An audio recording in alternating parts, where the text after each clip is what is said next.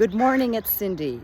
And today we're going to talk about getting support and gratitude in putting our dreams into action. So we're going to just go through a little stroll with Star and Ollie, and Hunter might be joining us soon.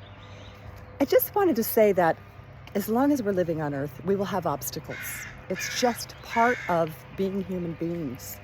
We don't like all of the obstacles that come our way, but that is part of our problem.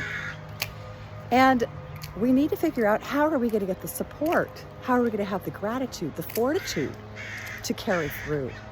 So if you remember, which I'm sure you do if you've been following me at all, the tree line was cut down. So I thought I would take you for a little tour here of the property walking down, and I'm not going to zoom in, but you can pretty much see where those trees were cut.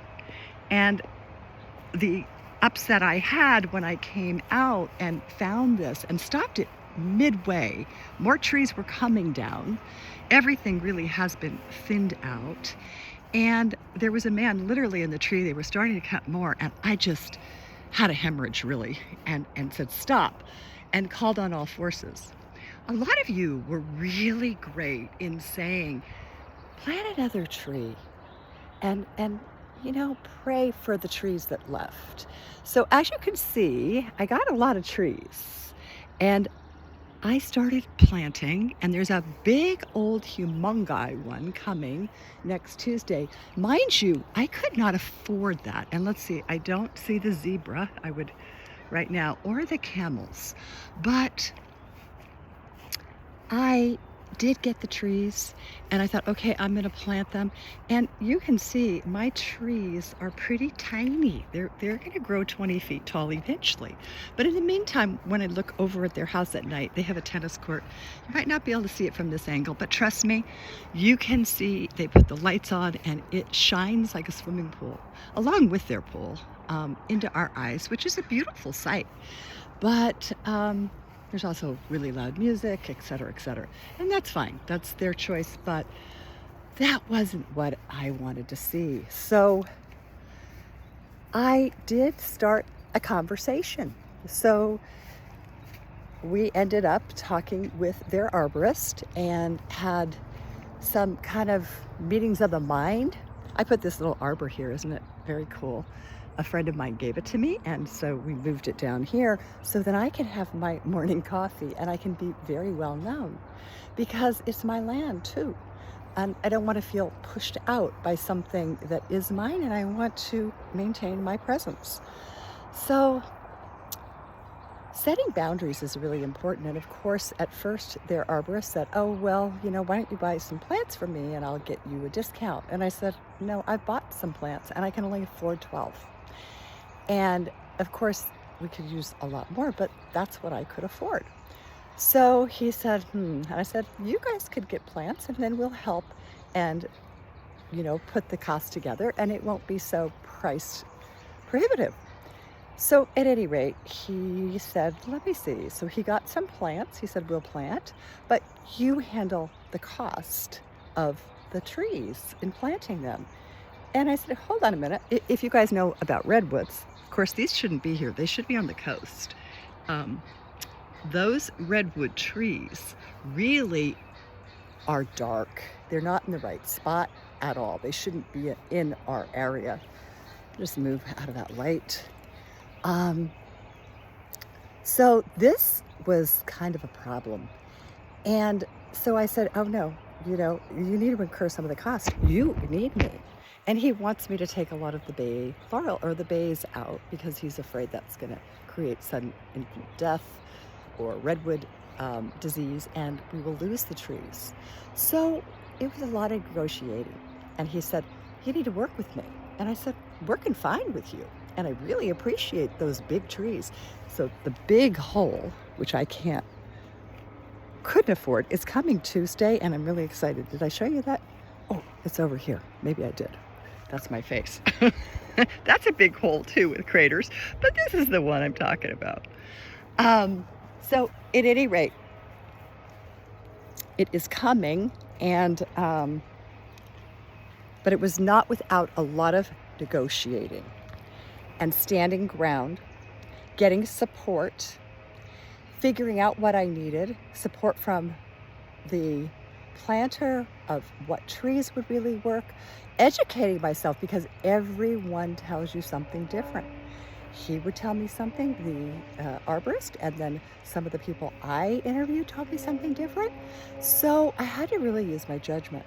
At the end of the day, finally, he said, okay, we'll split the cost of planting. Fair, right? Fair enough. This wasn't a problem I started. It's not a problem I really wanted to do or can't afford to do. That's just the bottom line. So we now will be sharing an expense. And I think this speaks to having to get support. We need to find support networks. Call on your homies. Call on whoever that is. In this case, for me, it was really searching, talking to people in the industry, in the field of planting, getting the right advice and going with it. But sometimes it's a therapy session. Mine was screaming into pillows, okay? When I'm upset, I sometimes do that to just get my anger and release it so I can come back to balance. That's me. I meditate a lot. Some of us do yoga. Some of us play music, run, whatever it is. And we live in an age where it's so great because we don't have as much stigma. Still is stigma, of course. But you can say, I'm going to call my shrink. When in the day could you say, hey, I'm going to call my shrink or my life coach? Everybody was like, shh, don't talk about that. So this is really awesome. And one of the things I just was reading that Dwight at Roth Poetry said on my blog was, we just have to move our GPS and just follow it. And I said, you should write a post on that. And he said he already did. So go there. It's quite lovely. I'll put it in my post, actually. So the other thing we have to do after getting support, coming to some ground of being, of compromise and acceptance, which our world surely could use. We know that. I'm not talking about that today. But I pick sometimes a stone, and I carry it as a reminder of gratitude. So today I went in and I picked a stone, and my stone today, see if you can see it. Don't know if it's coming or not. Well, might not be, but it was action. And I thought, I don't want action. That's all I do in my day is action. It's been pretty busy around here, as you probably can imagine. And I said, action, that's where you are. And what I love about this stone, if you can see the color, it's pretty vivid and gorgeous. I want to tell you it's jasper, it's grounding, it's rooting, it's orange, it's bright, it's that visceral feeling. And it's sort of right in the jewel of the navel. Actually, that would be yellow, but this is sort of a Svadhisthana chakra, where our organs are strong, our families are rooted, and I'm rooted. I'm not going anywhere, and you're going to know I'm here. So I think I just want to say thank you for tuning in to this. Remember, every day is a new adventure. It's a beautiful, sad, heart-wrenching experience at times. We have to dig deep and we have to keep going till we're done. And we don't always know what that looks like, but get support. The outpouring of support is amazing right now going on in our world with some people. And yes, we're having a challenge, but we'll get through it. And then we need to have gratitude. So I am particularly grateful for you for being with me this morning. And now you can hear the noises starting. Wait, is it Saturday? I thought we had bans on noise on Saturday. Have a wonderful week, day, and remember, listen to your heart, trust your messages, and act on them with action. Namaste, friends.